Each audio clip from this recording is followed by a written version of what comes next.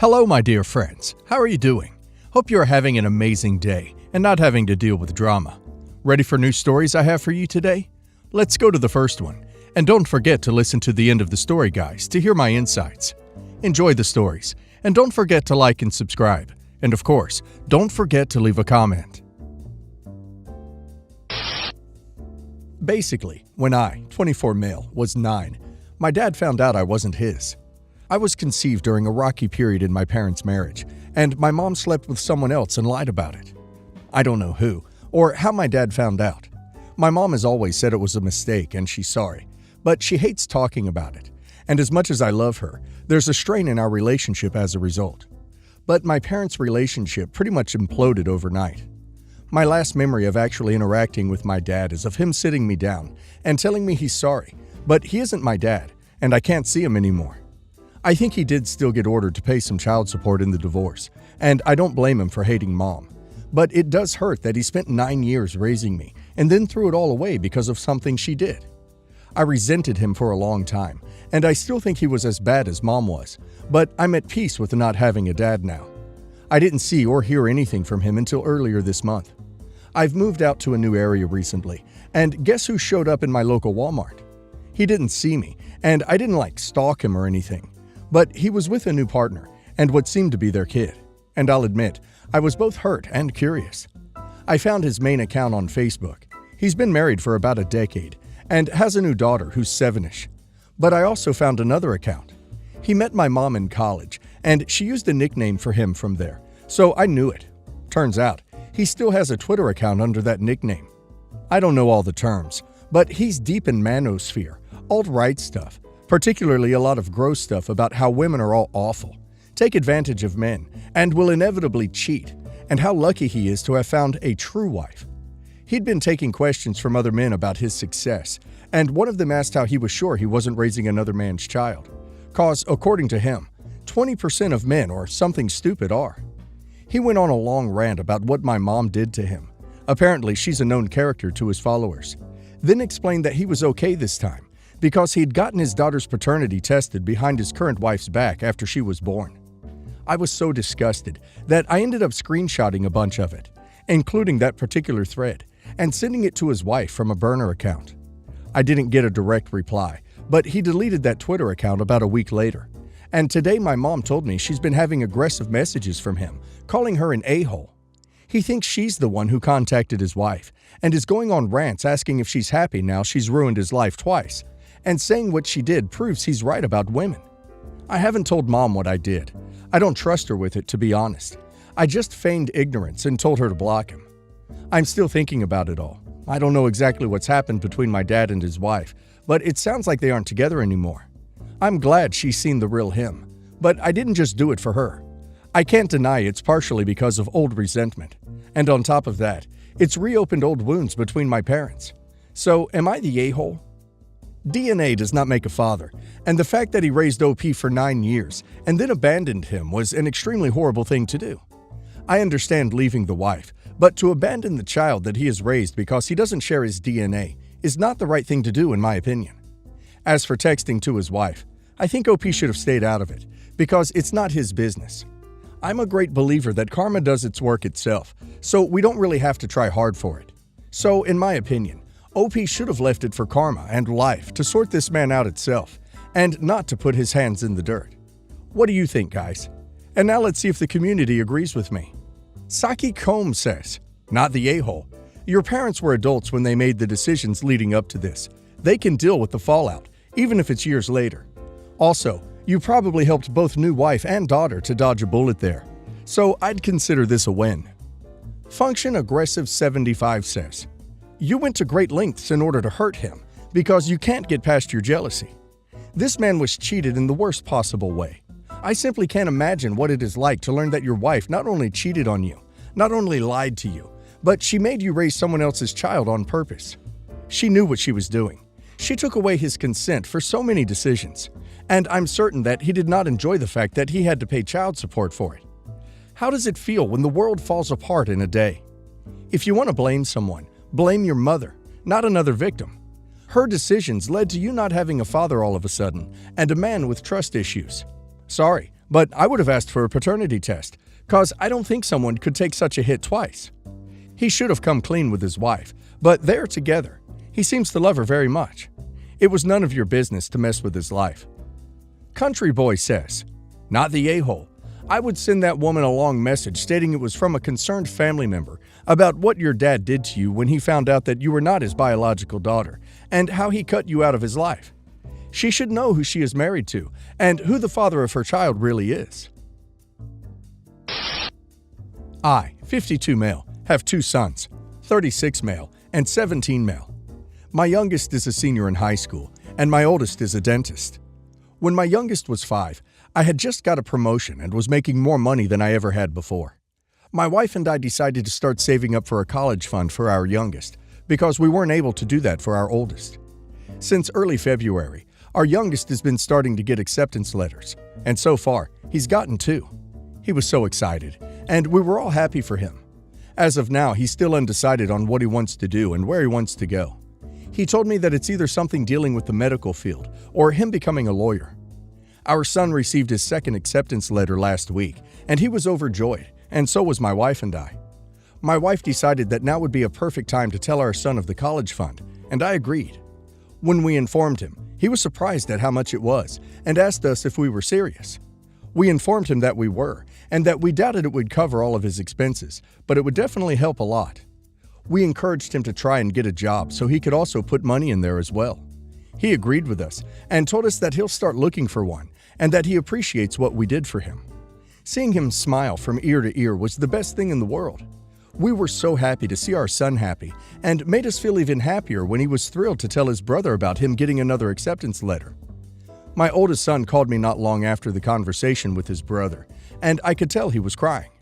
He asked me if I was alone and if his brother was near, and I told him that I was alone and that he wasn't.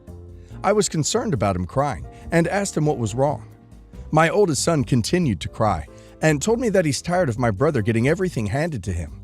He told me that it's hard to pretend to be happy for his brother when he had to work for everything he had.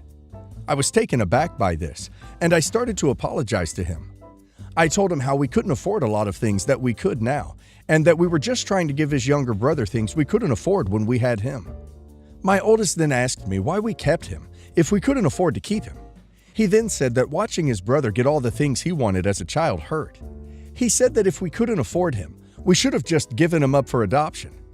Hearing him say that hurt me like hell. I actually started to cry too, because although me and his mother couldn't give him everything we gave his brother, we still tried our best to shower him with love and support. Hearing him say how he'd rather be adopted hurt me to my core. I tried to apologize again and tried explaining how much his mother and I love him, but he just hung up in my face. This honestly hurt me more, and I tried to call him again multiple times to explain myself, but he just sent me a text saying, "I will call you back when I'm ready to talk. Please just stop calling me." I told my wife what our son said to me, and she started to cry as well. She tried to call him, but I stopped her as I informed her that he didn't want us to talk to him at the moment. It's been a week, and we still haven't talked to our son, and we usually talk every 2 or 3 days. My wife and I have been crying ourselves to sleep lately, and I don't know what to do. OP is clearly in the wrong here, because he forgot that no matter how old and successful his eldest is, he is still his son too, and he needs to treat his children fairly. It sounds like oldest put himself through school and worked for everything. When OP started saving money, he could have given his oldest some to pay off debt, but instead, he was secretly saving for his youngest son. That makes OP a big a-hole, and his youngest the golden child. And now let's hear the community's opinion. Big Zucchini says, the kids are 19 years apart, so when youngest was 5 and they started the college fund, oldest was 24 and could have really used some financial support. I don't blame you for giving your youngest everything you could, but why at 24 didn't you want to help your eldest? Time Environmental 687 says, you're the a-hole. You can tell that your son really loves his younger brother. For him to call and make sure that you were alone and his brother wasn't around shows that the issues lie with you and his mother and your lack of care. Avatar Julia says, you're the a-hole. It's clear you love your younger son more than you love your oldest son, no question. You go on and on about his college acceptance letters and his smile, And all that your older son gets is the one line about being a dentist. You give your youngest son everything, but what do you do for your oldest son? I will give some background. I'm a pretty young grandmother. My daughter Jenny has 2 kids, 9 and 13. My daughter remarried to a man that has his own children, so I have step-grandkids, 11 and 10. So a total of 4 kids in this story. I will refer to them as bio and step-grandkids to make it as clear as possible. The bio and step-grandkids didn't get along well. Watching from the outside, it is easy to see that the 2 parents are pushing them together. I have heard so many complaints and informed the parents the forced bonding wasn't helping. They didn't take my advice, and overall, all the kids have to do everything basically together. I've been teaching my bio grandkids how to sew for a while. Every year we have been making a blanket over a few months. The 2 kids love it, and I enjoy the tradition. I informed the bio kids we will start soon on the project. They seemed excited. I got a call from my daughter asking me to include the step-grandkid. The bio kids were talking about the blanket, and it made the other grandkids upset they aren't invited. So now my daughter called me to include them. I told her no, that this is just something I do with my bio grandkids. I've done this for years, and I'm not changing it. I also informed her that forcing them into the tradition will not help the kids. They already dislike their step-siblings. She called me a jerk, and according to my other daughter, it has caused issues in her family. Edit. Comments asked often. They have been married for less than a year. They have their own grandparents. They don't live close. I've invited them to join when the bio grandkids come over. I've only seen them at holidays. I don't even know if they want a relationship with me. If they are interested in sewing, I would be willing to teach them, but again, I'm unsure they are. Well, I think the more the kids are pushed, the more they're not going to want the relationship and will feel resentment. I think OP is not in the wrong here, because she would just cause even more problems, including her step-grandkids. Space Jesus is here says, I think I disagree with everyone. No a-holes for me. Grandma's doing her best to maintain traditions and to protect the bio grandkids from feeling like nothing will ever be just theirs ever again. I totally get it. Mom is trying to create shared positive experiences, hoping that it brings people together.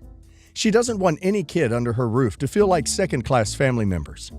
On the flip side, both are pushing the boundaries of ideal behavior by ignoring the valid concerns of others in the situation.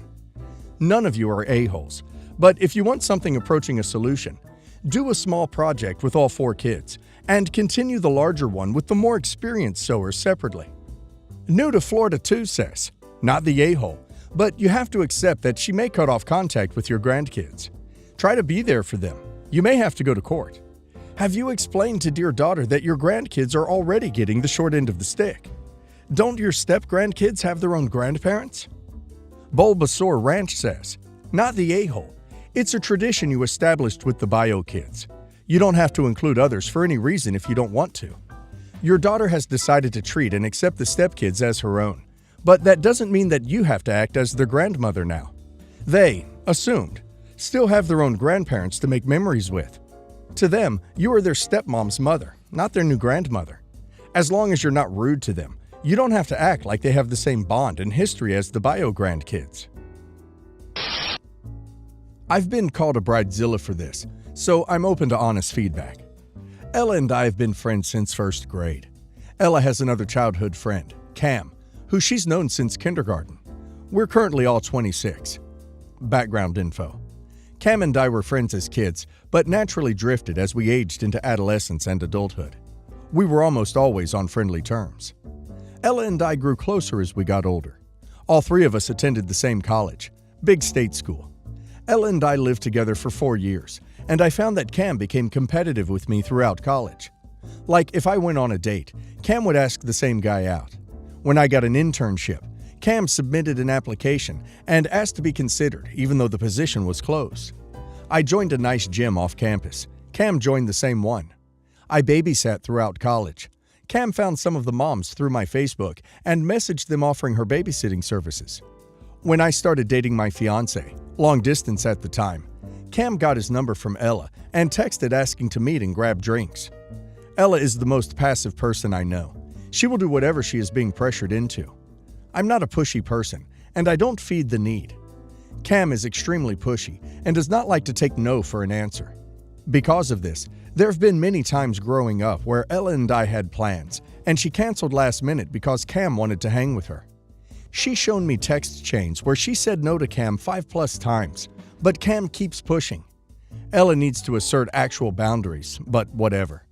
I value her as a person despite this, and I simply stopped viewing most plans with Ella as serious, with some exceptions, such as a non-refundable vacation and my wedding. I'm getting married in June. Ella is a bridesmaid. Save the Dates went out a year ago. We didn't invite Cam, but she's aware of it. Last week, Ella received a save the date for Cam's wedding, the day after mine on the other side of the country. Impossible to attend both. Ella has been desperately trying to figure out what to do. Cam asked her to be the maid of honor. I got a call from Ella yesterday crying that Cam's pressuring her. Ella said for a compromise, she'll attend my rehearsal and spend the whole day before my wedding with me, then spend my actual wedding day flying out to Cam. I said no. I told her it's ultimately her choice to decide which wedding to attend, but she's not welcome to attend my rehearsal if she's voluntarily skipping the wedding. I reminded her that she said yes to being my bridesmaid almost a year ago, and that she's been prioritizing plans with Cam, pressure or not, over plans with me for our whole lives. I said I will understand whatever choice she makes, but I will also not be willing to continue a friendship with her if she won't honor this commitment. Ella is distraught and begging me to reconsider. Am I the a-hole? Salsa Noodle says, not the a-hole. She committed to your wedding first. If she is backing out on it to attend Cam's wedding, she's actively choosing Cam's wedding over yours, despite her previous commitment, and sending a message that Cam's wedding is more important to her. She can't compromise something like this. Ella needs to face reality about what Cam is doing. At this point, Ella should know better and be able to see through the BS. I wouldn't want to continue a friendship with her either if I were in your shoes. Ender Burger says, not the a-hole. Ella really does need to make a choice, although I might have been gentler, but still firm, in expressing it to her. Something like, Cam has been doing this for all of our adult lives. We make plans and she butts in.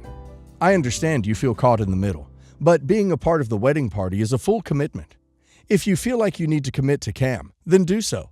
But I can't have you as a part-time bridesmaid at the wedding.